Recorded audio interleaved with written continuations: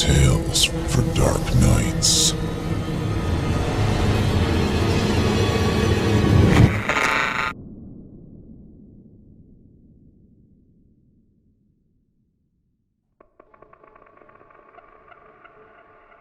Fear of Hugh. Written by Nicola Torch. Performed by Daniel Radcliffe. Audio production and music by Jeff Clement.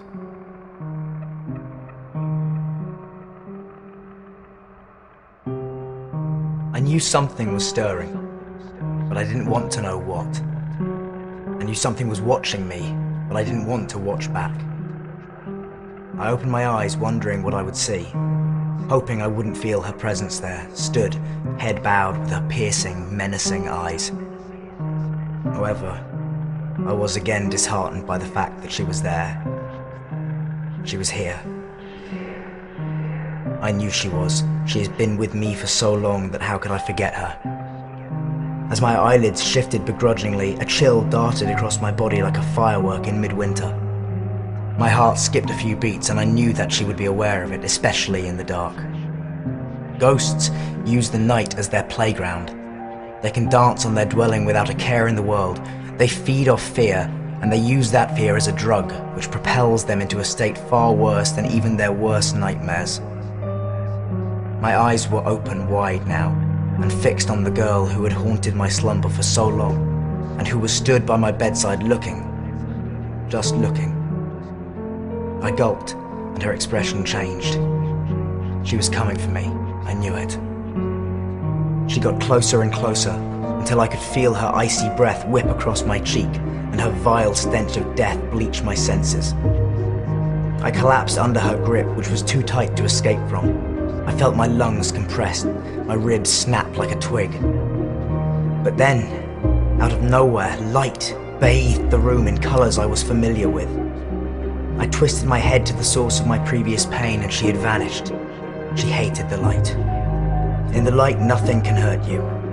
But in the dark, it is a completely different place, a place where even the strongest of people are most vulnerable. That is why she comes and goes. I know that in the dark, she can sense my terror. She hunts it down like a cat toying with her prey. The light is her only weakness. When a blanket of light erupts from the gap in my dusty curtains, I know that she has fled, until again the night comes, and she will be the stronger party and I the weaker once more. It's like a game of hide and seek, only you are being both sought and hidden.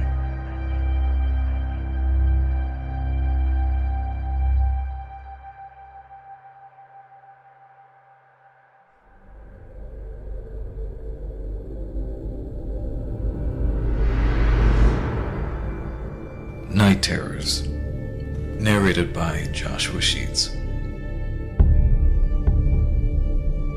I've been told several times before that I was an absolute nightmare to look after as a little kid. Between my fear of the dark and my sleeping problems, I apparently spent a lot of nights in my parents' bed, too afraid to sleep in my own room. Eventually, my parents got sick of the constant sleepless nights with me tossing and turning in their bed, and finally put their foot down, insisting I sleep in my own room. I responded in turn by flat out refusing to go to sleep without some kind of nightlight kept on in my room at all times. When my mom and dad tried to force the issue because they thought I needed to grow up, I'd sit there in bed screaming like a banshee and work myself into such a state I'd scratch the hell out of my arms and face and hit the wall until I had bruises everywhere. This apparently went on for years, yet I can't remember any of it, which doesn't really surprise me because for some reason I can hardly remember anything before I was about 8 years old. It's weird though, even now as an adult, I can't recall a single night that I didn't fall asleep with the PC or the television on in the background. Even when I would visit friends and stay over, I'd bring my old laptop with me so I had something to fall asleep to. I guess it's just one of those things that stuck with me, some deep subconscious habit in the back of my mind somewhere that I can't get rid of. We've had some problems at home recently with the electricity, thanks to a late bill, and we ended up having to get a meter installed in order to pay off the debt. I've tried to make sure I'm not wasting electricity wherever I can by switching off sockets and turning off lights when I leave a room. Basically any little thing that could make a difference. I still can't bring myself to turn off the computer or television before I go to sleep, though. I just can't do it. The other night, I was sitting in bed and drifting off to sleep when I heard the meter beeping out in the hall, warning me that the electricity was about to run out. I think I sat there for about 10 minutes or so, listening to that bloody noise and dreading what was coming. Sure enough, the beeping stopped, and I heard the fan on the PC cut out as everything turned off, and I was left in total darkness.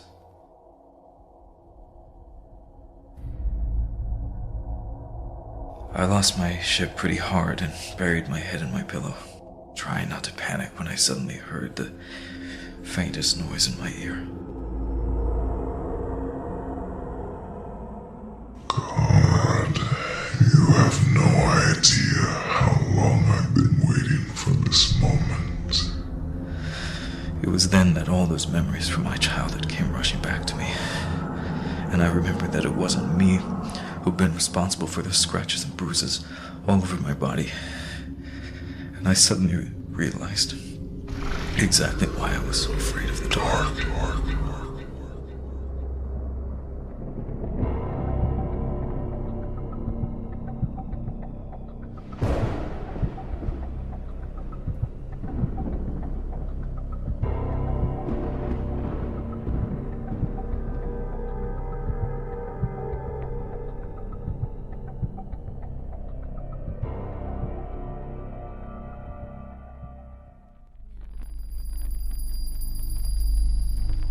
Sarah O'Bannon. Written anonymously. Narrated by Otis Jiry.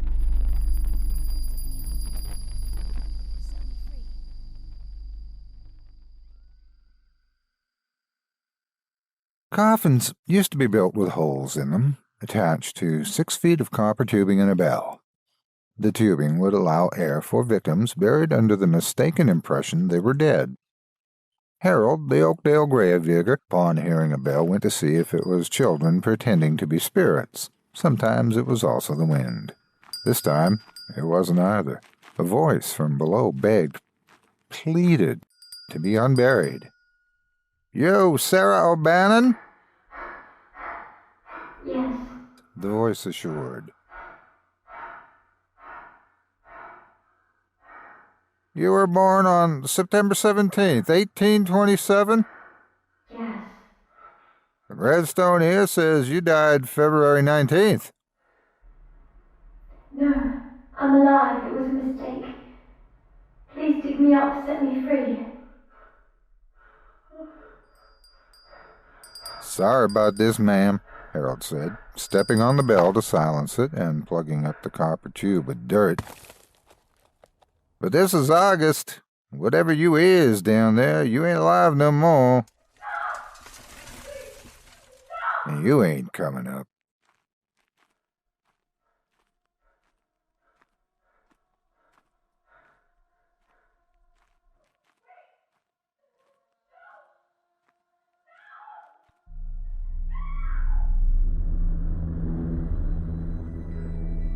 Years ago, my family went on a vacation in Cape Cod, and we rented a small old house to stay in for 2 weeks. On the main floor was the kitchen, the living room, and the bathroom. The bedrooms were on the second floor. There was a basement room downstairs with a washer and dryer, a sofa, and a television. On the first night, we were all awakened by a terrible scream from my sister's bedroom. When my dad burst into her room and turned on the light, he found her sitting up in bed, screaming and crying. My parents sat with her and comforted her until she finally calmed down enough to tell them what had scared her. She said that she had been awakened in the middle of the night by a horrible stench. When she opened her eyes, she had seen the entire bedroom soaked in blood, from top to bottom. There was blood all over the floor, bloody handprints on the wall, and blood spatter all over the ceiling. We all thought that she had just been having a nightmare, but she refused to go back into her bedroom and stayed in her parents' room for the remainder of the holiday. One evening, my mother was cooking dinner in the kitchen upstairs and my father had gone out on an errand in a nearby town. My sister and I were in the basement room watching TV when all of a sudden, the light bulb popped and the TV went off, leaving us in complete darkness. The basement was unfinished and had old stone walls, making it a bit of a creepy place. For a few seconds, we just froze, not knowing what to do. Then we started to smell something horrible. It was a terrible stench, and when it hit our noses, we felt nauseous. It smelled like rotting flesh. The smell quickly grew worse and worse, and then we just heard a scratching in the darkness. Something seemed to be scratching at the floor or the walls. We screamed and began scrambling around in the pitch black, trying to find the door. Eventually, we managed to open the door and ran upstairs screaming to our mother. We kept telling her about the disgusting smell, and we heard something scratching and scraping around down there. My mother eventually agreed to go down to the basement, replace the bulb, and check out the source of the horrible smell. She took a flashlight and a new bulb and disappeared into the darkened basement. As we waited for her at the top of the stairs, we expected her to return quickly, but she seemed to be down there for an eternity. Suddenly, we saw her emerge out of the darkness and come running up the stairs. She slammed the basement door behind her and bolted it as fast as she could. She turned to us and we could see her face had completely drained of color. Her eyes were wide with fear, and she just said, "I don't want you going down there again." Then she went into the kitchen and called the police.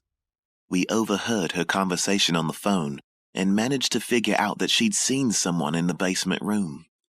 As she waited for the police to come, we huddled together in the living room, staring at the basement door. At any moment, we expected to hear someone banging on it or trying to break it down. My mother refused to tell us what she had seen. When the police arrived, my mother greeted them at the front door and ushered them inside. She unbolted the basement door and they went down into the darkness with their flashlights out and their guns drawn. They searched the entire basement room but found nothing.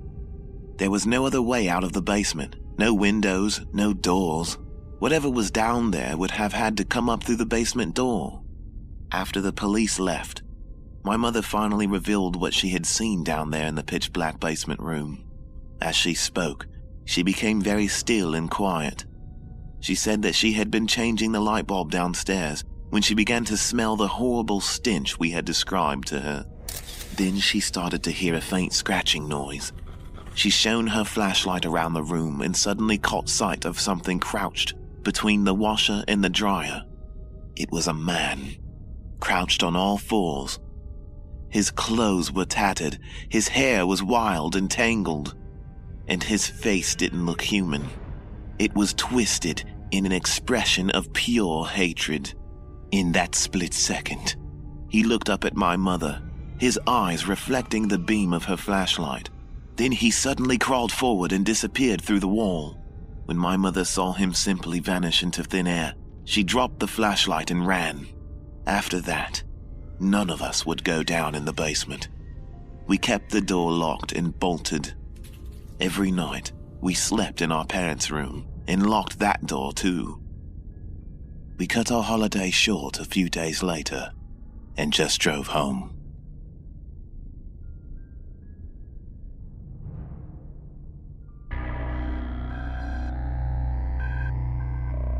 My Son Liked Insects. Written by Maggie Louise. Narrated by Rebecca Peason. Original music and audio production by Jason Hornack. My son was an adventurer. He was 4 years old and with a large fenced-in backyard. One could say he had all the places in the world to explore, and certainly all the time. I would allow him to play in the backyard where I could see him while I was doing chores around the house. During this time, he had taken a liking to insects, one of my worst fears. Even the smallest cricket hopping around outside could send me into hysterics. One day, I was cleaning the oven when my son came running in through the door, his hands full of squirming worms. After nearly barfing all over the floor and screaming for him to take them out, though actually saying, "That's so nice, Daniel! Great find! Now please get them out of here!" he rushed back outside. The amount of worms in my son's hands had been enough to give my worried mind nightmares for 2 days at least. But Daniel was having fun, and he was a kid. What could I say? This occurred a few more times until I gave in and bought him a small habitat that he could keep on the counter and put bugs inside. I would oftentimes find a caterpillar or katydid, which we would feed and then empty back outside. I knew he was having fun with his adventures and discovering a lot of new things about all these insects. It was like a big learning project. One day, he came in with squirming hands as I did the dishes. I watched him pour maggots into the tank out of the corner of my eyes. I cringed and ran over to him, demanding, "Where did you find these? They're absolutely disgusting and they can't be in the house!" They wriggled around a piece of something decayed and rotten, and the smell emanating from them was excruciating. My son just looked up and replied, "I'm sorry, Mommy. I found them in the bowls outside." "Bowls?" I asked. "Can you show me where you mean?" I followed Daniel out into the yard until he came to a part of our yard closest to the forest, where he dug several holes. There, in the holes, were carved out human skulls, skin still attached to the outside. Maggots writhed in and out of the eye sockets and gaping jaws. Daniel just looked up at me and said, "I like all these bugs hanging out in our backyard."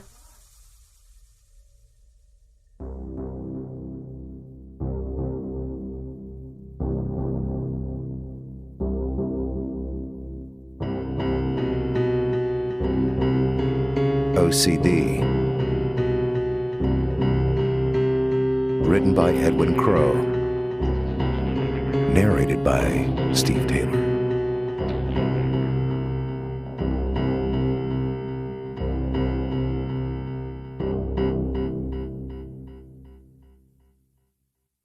I have obsessive-compulsive disorder. I'm not a germaphobe or a checker. I just really hate odd numbers. It's hard to explain. I just don't feel right, and I have to rectify it.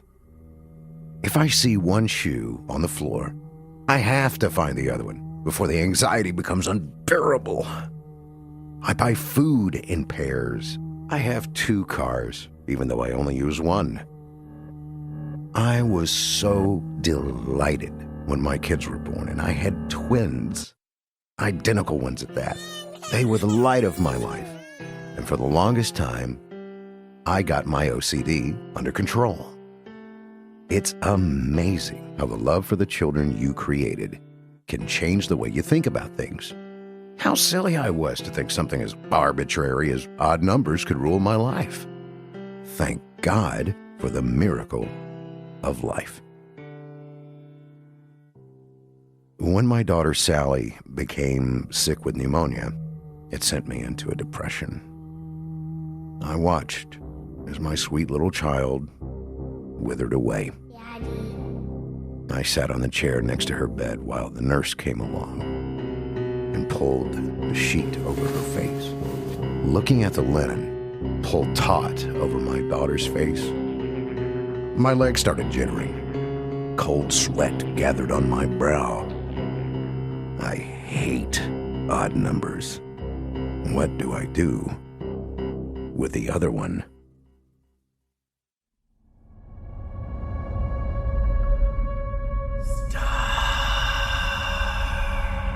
Written by an anonymous author.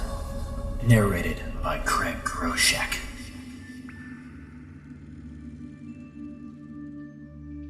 As you crawl through the rugged cave, you think to yourself, I can do this. It's not so bad. The hole you're crawling through is unbelievably small.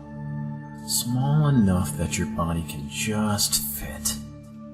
Turning around is not an option. The windy turns you crawl through make it nearly impossible to crawl backwards. The flashlight is what's separating you from complete darkness. It's your guiding light. Your flashlight, however, is about to run out of batteries. But it's okay. Your friend crawling behind you has more than enough. According to your friend's calculations, you're only 200 yards in, with just 200 more to go. Your friend is an avid outdoorsman who loves exploring caves, so there's definitely nothing that can go wrong, right? Hurry up, you move like my grandmother! He yells. At which point you notice the hole you're crawling down seems to be getting smaller. Your friend tries to be funny and pushes you forward, knowing you're not used to this sort of experience. Then you're stuck.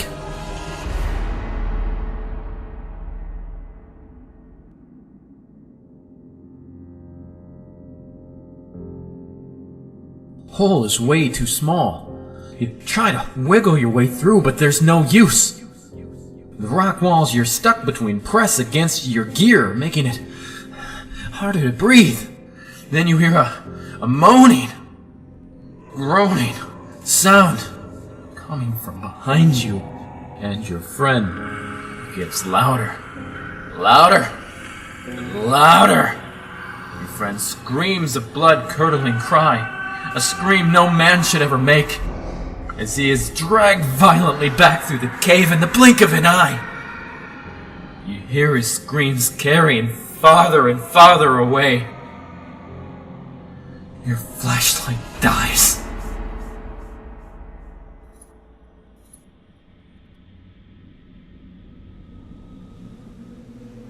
Salt. Written by The Itch. Narrated by Caden Von Clegg. Featuring Anne-Marie and Corbin Lawrence. Audio production, sound design, and original score by Nick Ledesma. That is salty, My little boy Tommy said, cupping some of the water in the palm of his hand. Of course it is, son. I chuckled. You know the ocean's salty, too salty. he exclaimed, and flung the offending liquid onto the sand. I came over and knelt down, leaving my paperback on the beach chair. Daddy, Alfie, it burns. I could see tears forming in his eyes. It's okay, son. I took his little hand and felt the wetness of the ocean water on my fingers. It was warm, and it tingled. Then the tingling increased, and the warmth turned to a heat. Tommy was right, it did burn. Then he began to cry. And then from down the beach, I heard a scream. Oh my God! I stood and squinted through the bright sun reflecting off the sand. The scream was joined by others from all around me, and I could feel the terror of everyone on the beach becoming one rising wave of panic. I saw a young girl run in with the surf, screaming, her tanned skin melting over her bikini. A fat man in a Speedo ran in the water and fell. When his arms came up, they were boned to the elbow, with great flaps of dissolving skin hanging like cloth. A young man pulled his tiny daughter in by the arms, dragging behind her the stumps that had been her legs. I watched them come in, running, thrashing, falling, all of their skin melting from their horrified faces and revealing the white bone beneath. Tommy was crying. From high above, the sun beat down on the beautiful white sand of the beach.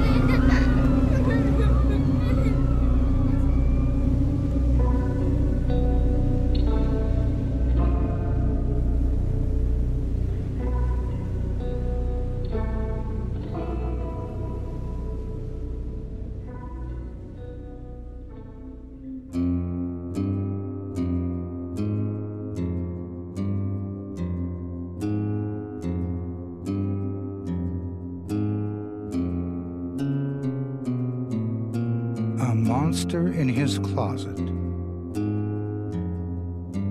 by Brendan Dean. Narrated by Otis Chirey. Little Timmy loves to draw and color. He loves to play pretend with his friends on the playground. On the school bus, he talks and laughs with the children he's just met. He is such a good boy. But Timmy thinks there's a monster in his closet. The closet door would open, and beyond the coats and tidy Sunday clothes, Timmy would think he saw a face. The face of a monster, ready to swallow him whole. When he was scared, he would always ask his parents to check the closet, and they would. They would even go as far as to check under the bed, just in case. Tonight, Timmy is especially scared.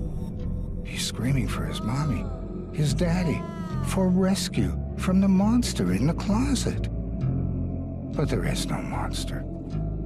I'm just a lonely school bus driver. And Timmy's parents are lying on the floor next to me.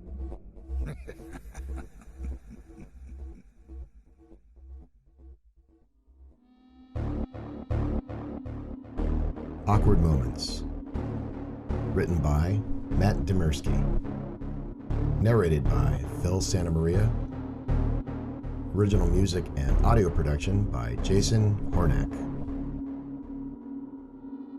I always regret awkward social interactions, and I can't help but obsess for days over what I should have done. This last one could have been particularly bad had I not chosen to avert disaster at the last moment. I was going for my daily run through the neighborhood when I noticed 3 kids playing, mostly unattended. A babysitter stood 30 feet ahead of me, talking on her phone, her attention elsewhere. One boy seemed to be about 8. A slightly younger girl threw a ball to him, caught it, then threw it to a much younger boy. He failed to catch the ball, and it bounced past him, somehow managing to fall into the slats of an old air conditioning unit out back of the nearest house. The unit was quiet, and the fan was offline, but it was a hot day out, and I slowed my run out of concern. The younger boy ran up to the unit, climbed on top, and reached his arm down inside. "Hey!" I shouted at the boy. "That's dangerous. That fan could turn on at any time." Yeah. That's what I should have done, in retrospect. The kids would have screamed and run, thinking I was a dangerous stranger, but the boy would have pulled his arm out from the machine. Are you supposed to be watching those kids?" I asked the babysitter as I passed her. Yeah. That's what I should have done. She would have rolled her eyes and told me to mind my own business, but she would have made him get down from there. I stopped in place and lowered my sunglasses, looking in the boy's direction. The babysitter would have noticed and only momentarily thought I was some sort of creep staring at the kids. But then she would have quickly seen the danger herself and ran over to him. Yeah. That's what I should have done. In the end, I chose to say nothing. I don't ever talk to people I don't know. I can't risk the embarrassment. I can't risk the endless replays I run in my head, worrying about what I should have done over and over and over.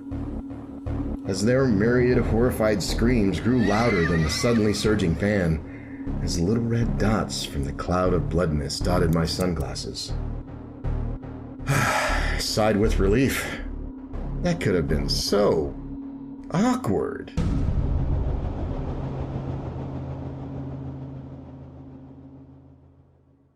Looking Back by Sterling Moore. Narrated by Jesse Cornett.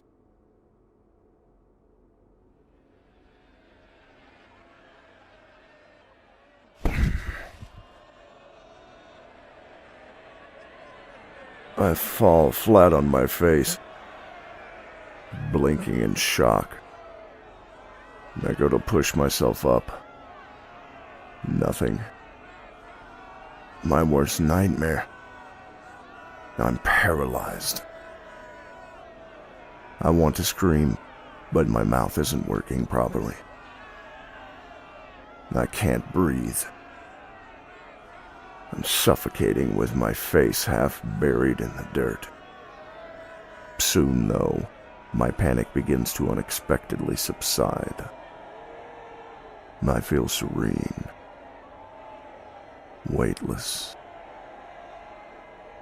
Just in time, strong hands grip my hair and pull my head up off the ground. Looking back, I wonder dimly why my body stays behind.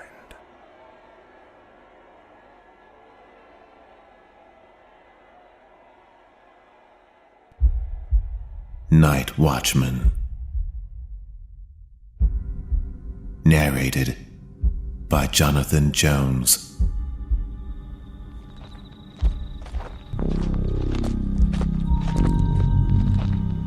When my partner hadn't returned from patrol, I reluctantly went looking for him on foot. I found the patrol truck around the back of the empty warehouses abandoned in the darkness. Come on, man. I shone my flashlight across the buildings, then out into the woodland that surrounds us, only to see him standing motionless on the other side of the 15-foot-high security fence, staring intently out into the woods as if possessed. I called out to him. "Hey, how'd you get over there?" He turned, startled, his eyes manically darting around. I was horrified to see his body was covered in deep cuts and his clothes were shredded.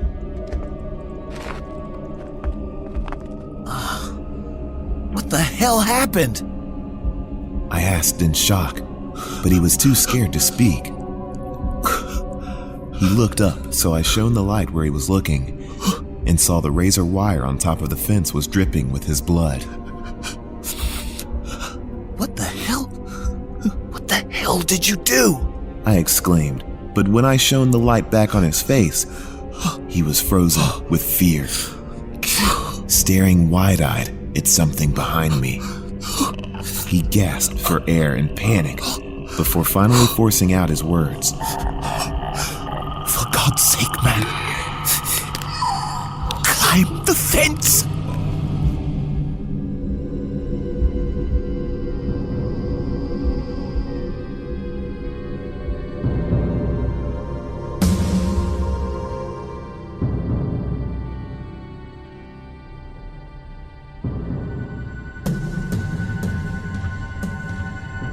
An incident on a snowy mountain. Narrated by Otis Jiry.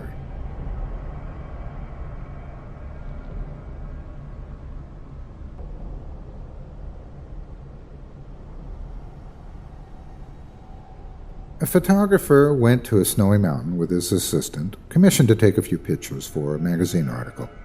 They stayed at a log cabin, and a few days had passed when the assistant had an accident and injured himself. At that point, their work was still unfinished, and they felt they could not go home unless they finished it first. So, they decided to stay on the mountain. However, their injury got worse and worse, until the assistant suddenly died from it a couple of days later. But even so, the photographer would not go home. He was very committed to his job, and to leave the work unfinished was unimaginable to him. He decided to bury the assistant by the cabin and continue to work on his own. The following morning, when the photographer awoke, the assistant's dead body was lying beside him. "I'm sure I buried him," he thought to himself. He was deeply puzzled. He went and buried the body again before going off to take pictures. But the same thing happened again the following morning, and the morning after that. On his final day, he decided to set the camera to automatic mode and place it by his sleeping bag so he could see what went on during the night. The next morning, the dead body was there beside him as he had expected.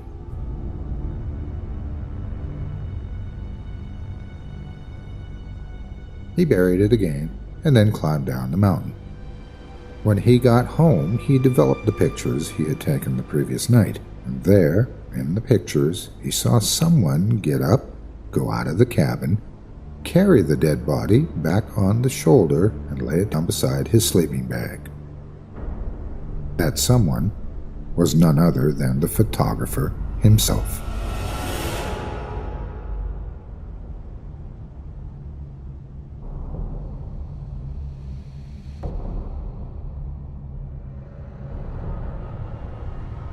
Monster. Written by Sterling Moore. On Reddit's Short Scary Stories. Narrated by Jonathan Jones.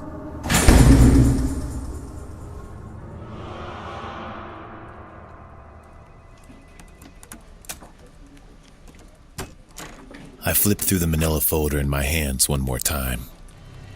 You'd think that being on the job as long as I have, you'd get desensitized to this sort of thing. But you don't. At least, not when it involves kids. I walk into the interrogation room. The father sits, cuffed to the table in front of him like the monster he is. He doesn't look up as I walk in. "I'm here for your statement." Silence. I start laying the pictures in front of him. A small, cluttered room. Boards on the windows, padlocks on the door. A bare mattress rigged with leather restraints. A boy, unconscious in a hospital bed. "We have your son in custody." I stare at the top of his head. "We already have evidence to put you away for a long time." Silence. "The tox screen came back." My words came out hot. Difficult to keep control. "We know you've been drugging him." Silence. Denial is too good for this creature. "Tell me what you've done to him. We are going to find out." This time he shifts in his seat, mutters something about protecting him. He's one of those. "Yeah, I know your type." My hands are on the table now. I lean in. "You sickos delude yourselves into believing that you are the hero for guarding your kids from the big bad world, that you're—" "I wasn't protecting him from anything." He finally looks up at me, expressionless, weary almost. Before I can respond, the door slams open behind me. I spin around.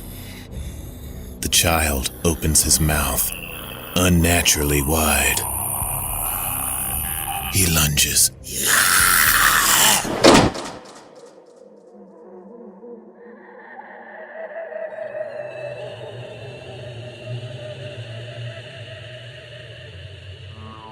We Were Happy. Written by Alon Braha. Narrated by Joseph Gable. Featuring Kelly Fitzgerald. Sound and music production by Jason Hornack. One day, my fiancée said that something was bothering her. My fingers were too long and slender. They made her feel like the Grim Reaper touched her at night. So I took a knife and chopped them, one by one to be half as long. The bone showed a lot of resistance, but I got through after a few strong chops. My love sat with me the whole time, sharing my pain and telling me how much she appreciated what I do for her. And we were happy. As I pet her with my stumps, she looked at me and said that my eyes were asymmetrical, and it bothered her because it made me look judgmental.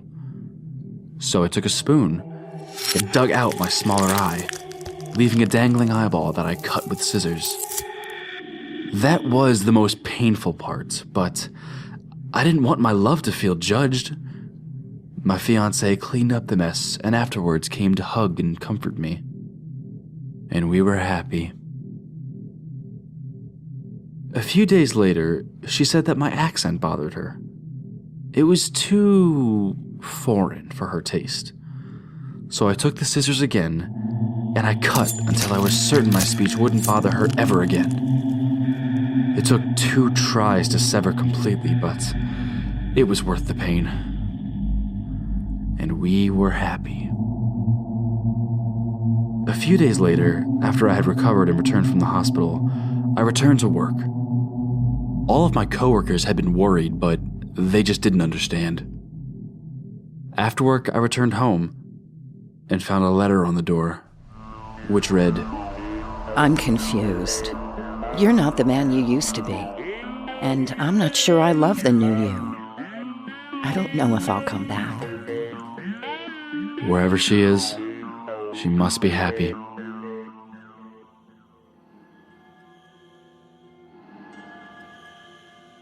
Slowly Losing Grip by Elizabeth LOL.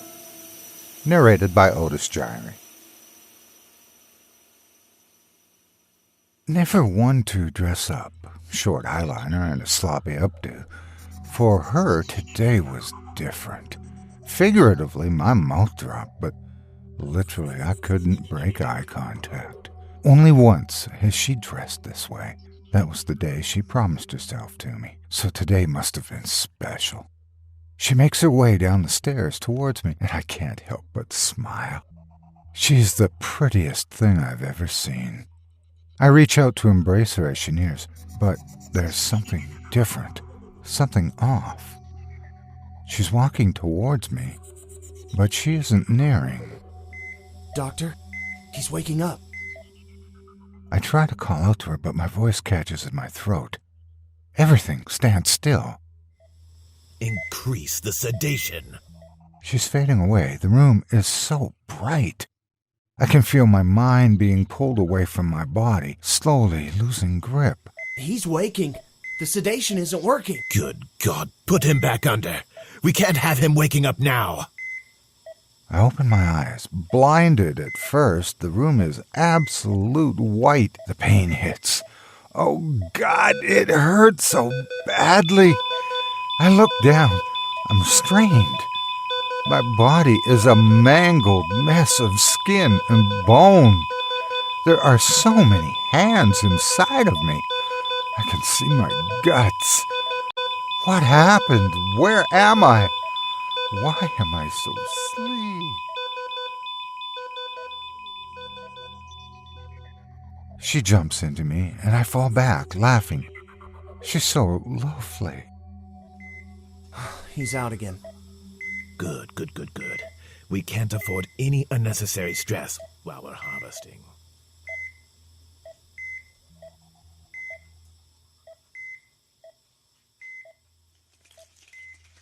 Narrated by Jonathan Jones.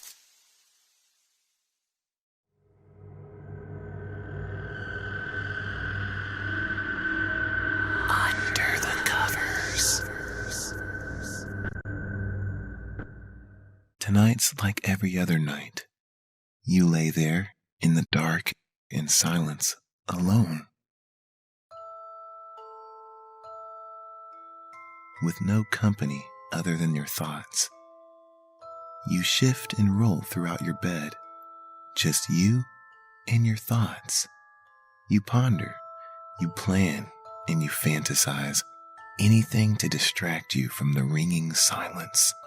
Silence that surrounds you. You hear a creak.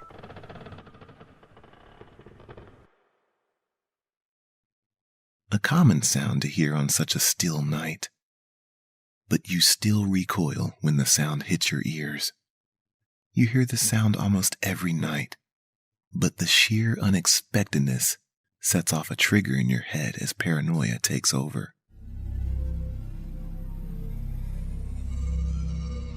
The thoughts that once illuminated your mind are now darkened. What was once pleasure and success has now turned to demons and killers. The silence that your mind was distracting you from has now become the focus. You lay there, silent, listening for any obscure sound, hoping that the silence doesn't leave. Every little noise adds to your paranoia.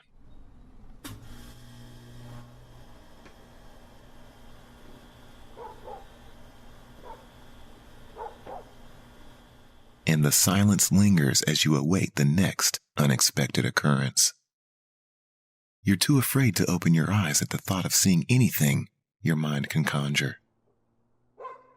So you lay there, alone, in fear. The fear builds up in your mind as you try to find a quick escape from anything it creates. You revert to your childhood solution, hiding under the covers. You pull the blanket over your head and lay in silence. You hear noises, but they don't seem as scary. You figure if they can't see you, you're safe. The heat builds up under your blanket, but you put up with it simply for the comfort it supplies. You begin to calm down and relax, and revert back to your usual logical self. It's just you and your thoughts again, alone under your blanket. You think of how silly it was to get so scared and worked up over a silly little noise. Eyes closed, you lift the blanket off of your face as the built-up heat is released. You breathe a sigh of relief and roll over, only to hear a deep, grating voice whisper, "Oh, there you are." As the sound of footsteps creep towards your bed.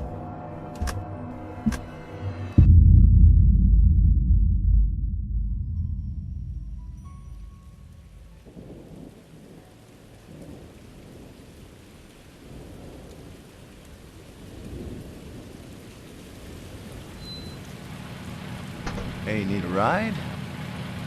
Yeah. Come on, hop in.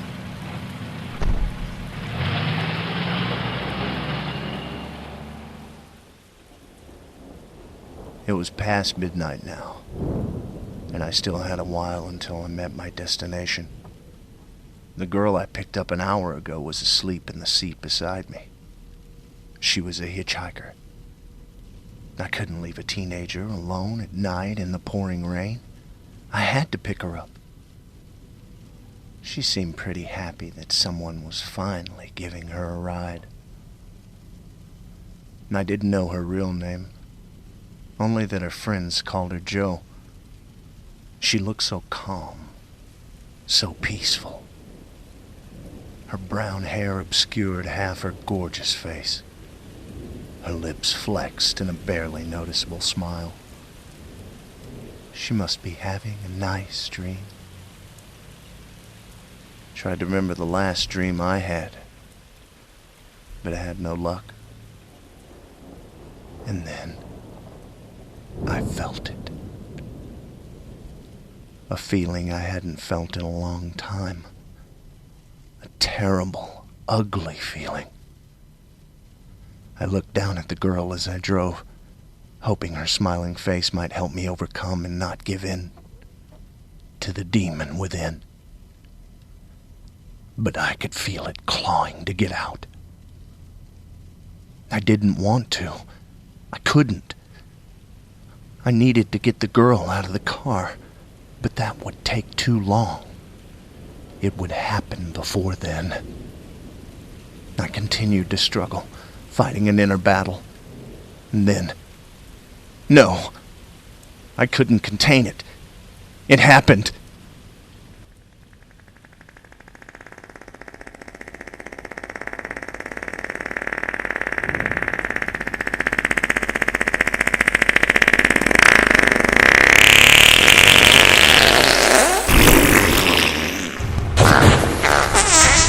I let out the most monstrous fart I had ever released. It was legendary. It was the kind of thing kids would tell stories about to scare younger kids. I reluctantly looked to see if the beast that escaped my body had woken the girl. It hadn't. But the smile had faded. And she looked to be having a nightmare now.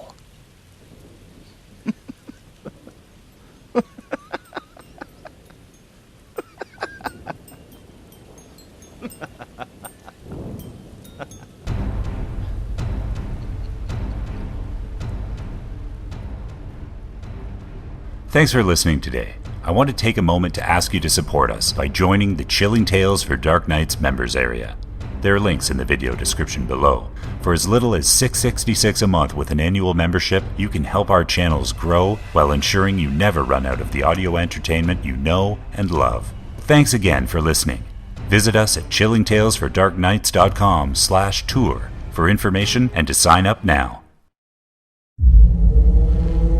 Chilling Tales for Dark Nights.